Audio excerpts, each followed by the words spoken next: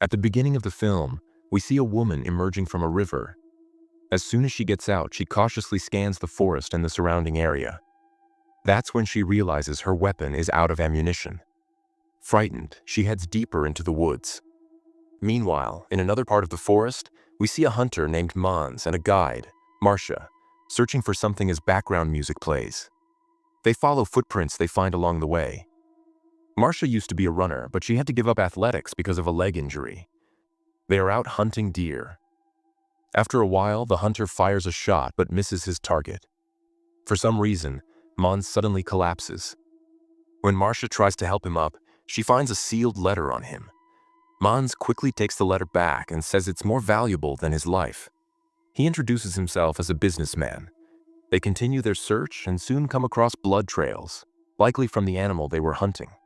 Mons comments that the animal they're chasing would only be useful as dog food. After this, he hands Marcia the weapon and heads back the way they came, while Marcia continues searching on her own.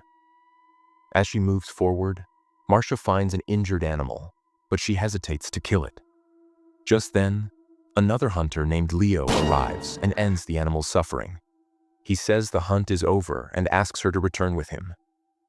When they reach the hunter's camp and lodge, Marcia learns that Mons has fallen seriously ill and has been taken away to be saved. Sometime later, it's revealed that Chief Mox is angry with Marcia for leaving his client alone. Marcia feels guilty, but explains that she desperately needs the money from this job. Mox, however, tells her that it's her last day. She will no longer work as a hunting guide. Soon after, Marcia gets a call from the hospital informing her that her appointment is scheduled for early next week. But she also finds out that her health insurance is no longer valid, meaning they won't be able to cover the cost of her leg surgery.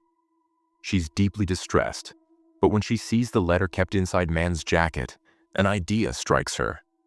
She quickly grabs the jacket and heads back out along the same path. As she drives along a road passing through the forest, she spots a massive ancient mansion. However, she has no idea who lives there. On the way, she calls the hospital to ask them to postpone her appointment because she's trying to arrange money for her treatment. But due to noise on the line, the call gets disconnected. When she decides to examine the stolen letter, it starts raining. Her attention gets distracted, and she fails to focus on the road. Suddenly, the same woman appears in the middle of the road, and with no time to react, Marcia accidentally hits her.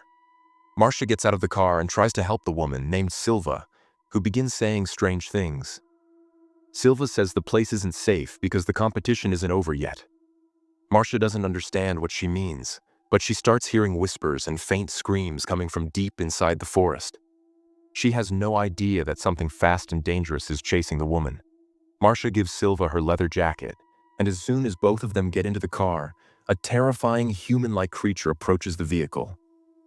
Marcia quickly starts the car and speeds up, but the creature is extremely fast and jumps onto the car, causing the injured Silva to scream in terror.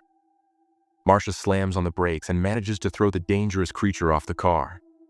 Because of the heavy storm, a tree falls down, forcing Marcia to reverse the car, but it skids and gets stuck in the mud. For a few moments, everything seems calm. Suddenly, the creature returns, smashes the car window, and drags Silva, still wrapped in her coat, into the forest. Marcia is left in shock, unable to process what just happened. All of a sudden, another creature approaches and tries to attack her. Panicking, she jumps out of the car and starts running down the road. At that moment, a train passes by, blocking the way, and with no other option, Marcia runs into the forest. She is terrified that something is chasing her, without knowing what kind of creature it is. She runs toward the train tracks and tries to cross them before the train passes. By sheer luck, she makes it across in time, and the creature is crushed by the train. Marcia keeps running as she can still hear the screams of the other creatures. She quickly climbs up a slope and sees several creatures below, dressed in black cloaks, but they don't chase her. Thankfully, she spots a village nearby and heads toward it. Later, it was revealed that she had called police officer Esther to investigate the earlier attack and claimed that something or someone had dragged that woman into the forest. However, Esther doesn't take it very seriously and tells Marcia she'll have to spend the night in the nearby town of Bonho because the road-clearing crew won't arrive until the beginning of the week. While inspecting her car, the officer finds syringes, which leads her to suspect that Marcia was using drugs. Still, she doesn't really know what happened. Marcia insists that Officer Esther check the area, but Esther explains that it's private property belonging to a countess. After that, Esther drops Marcia off in town. Sometime later, Marcia takes her car in for repairs. The mechanic Laura says the axle is broken and that fixing it will be difficult and expensive. Laura even offers to buy the car from her. But Esther says Marcia can just take the train home. Marcia is then taken to the station, where she waits for the train. She's still carrying the gun Martis gave her, just in case she needs to use it in this unfamiliar place. By God's grace, the train arrives quickly and she starts to board. But her luck runs out when, just before getting on the train, she receives a call from Martis. He demands the item she stole and tells her to return it honestly, warning that he has many ways of getting his things back. We learn that he injured Mox to get information about Marcia. At the same time, two women get off the train and head toward a car parked outside. As soon as they get into the car, they drive away.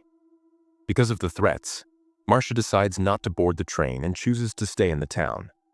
She makes up her mind to find Silva, who had the coat and the letter. Using a bicycle and a map of the area, she heads toward the accident site. After that, she enters the forest. Following the tracks, she reaches a wall surrounding the Countess's estate, where she notices bloodstains. Without fear, she decides to climb over the wall.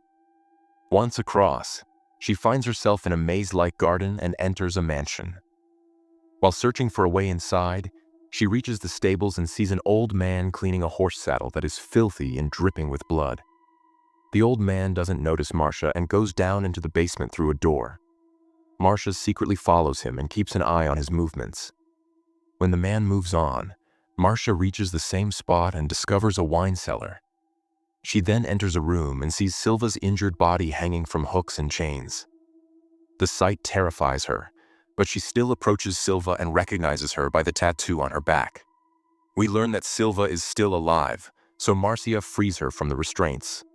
Suddenly, Silva collapses to the ground, and Marcia notices the coat and the letter beside her. Before she can pick them up, a creature wearing a black cloak and hood appears. It attacks both of them, killing Silva on the spot and injuring Marcia's hand, which also breaks her phone. Marcia quickly grabs a weapon, shoots the creature in the tongue, and escapes. She finds a way out through an underground passage. By now, it's morning, and she emerges near a river. She spots a fisherman and waves at him, but he doesn't notice. When she turns back, she sees the same black-cloaked creature running toward her. She begs it to stop, but when it doesn't, she shoots it. Marcia approaches and pulls back the hood, revealing a beautiful woman. However, the woman suddenly transforms into a terrifying vampire and grabs Marcia by the neck. To save herself, Marcia shoots the vampire and falls to the ground. She picks up the vampire's sword and plunges it into her chest, then runs away. The film ends by repeating the opening scene once again. Marcia swims toward a fisherman drifting in the river, while the creature is still alive. The vampire stops from the riverbed. But before it can catch, Marcia climbs onto the fisherman's boat. In her panic, she starts the engine and doesn't listen to him when he warns her about the fishing traps. As a result, within moments, the boat's propeller gets tangled in the net. Fearing the creature, she jumps into the water to free the propeller. That's when she suddenly comes face to face with the corpse of a dead woman. The fisherman restarts the engine, and suddenly the vampire comes very close to Marcia. She fires a shot and grabs onto the net attached to the boat, getting dragged along with it. Soon, the engine starts malfunctioning again. Josh pulls the woman out of the water. She thanks him and heads toward the Countess's castle, where she meets the castle's administrator, Mrs. Wani, who is talking to Officer Esther. Marcia says she has found the woman and has much more to reveal about what happened the previous night. However, Wani tells her to get medical treatment.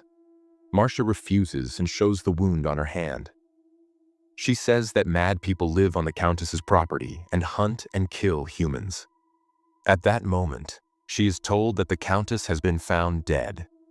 After this, Marcia is taken to a doctor for treatment. She is shocked to see that a woman named Helena looks exactly like the creature that attacked her. Marcia becomes suspicious of the people living in the castle and tells Esther to investigate the room where she found Silva. Hearing this accusation, Helena becomes alert.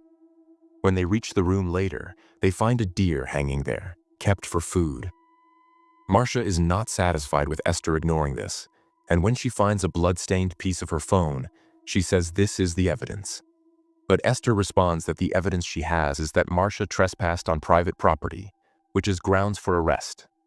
Then she adds that an arrest isn't necessary and asks the injured Marcia to stay at the castle. But Marcia asks Esther to take her away from that place. Once they're in the car, Marcia takes her medication, and Esther starts to think that maybe these medicines are causing Marcia's hallucinations. On the way, the police officer takes a shortcut, which surprises Marcia.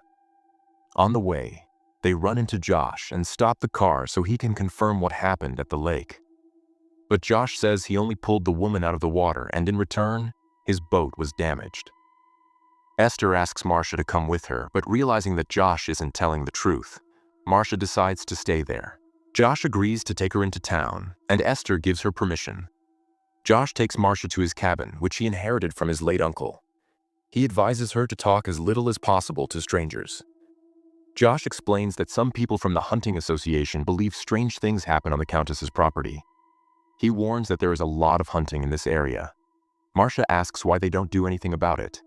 Josh says they can't mess with the countess's people and that he'll help her catch a train soon. But Marcia asks for permission to use the internet, and Josh takes her to a place that gets cleaned occasionally. A few minutes later, while searching for information related to the tattoo and the countess's family, she finds an old photo of Silva and some women getting off a train. She discovers that those women were athletes, but they were reported missing. Suddenly, someone passes through the hallway, distracting her. Out of curiosity, she follows in that direction and while looking for Josh, ends up at a shooting range where the same tattoo appears on the targets. Suddenly, the atmosphere turns creepy as the targets start moving on their own. Shocked, Esther turns on the lights and asks Marcia what she's doing there. Marcia tells her everything, which impresses Esther, and she invites her to talk in her office. At the police station, Marcia wants Esther to call the family of the woman whose death she witnessed.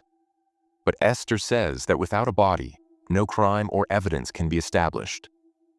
In anger, Marcia says that Esther is protecting the countess's people. The atmosphere becomes tense, and Esther fires back, saying Marcia's criminal record keeps growing. During the argument, Josh picks up an old book from the table. A police officer tells Marcia to leave and stop making false accusations. After getting into Josh's car, he shows her the book he stole. The book contains writings by Hans Budeski, an ancestor of the countess. He was known as the Black Knight, fearless in battle and notorious for brutally torturing prisoners before killing them. Inside the book, they find a paper written by Esther, revealing that she had been studying the history of Countess Charlotte. A short while later, Marcia boards a train. But when she sees Anna, the athlete shown in the photograph, getting off the train, she asks her where she's going. Anna replies that she's heading to compete in a tournament. When Anna asks Marcia to come along, Marcia refuses. She then gets off the train and sits at the station. This time, she carefully studies a map of the area and forcefully pulls it out from behind the glass. She notices something strange. Using her own blood, she connects the dots and realizes the entire area forms the shape of a star, exactly like the tattoo. Realizing this must mean something, she goes back to talk to Josh. She tells him that when she entered the stable and went underground, she discovered a network of tunnels, and now she understands that they connect all 5 structures. With this revelation, the first part of the movie comes to an end. We'll see you in the next part.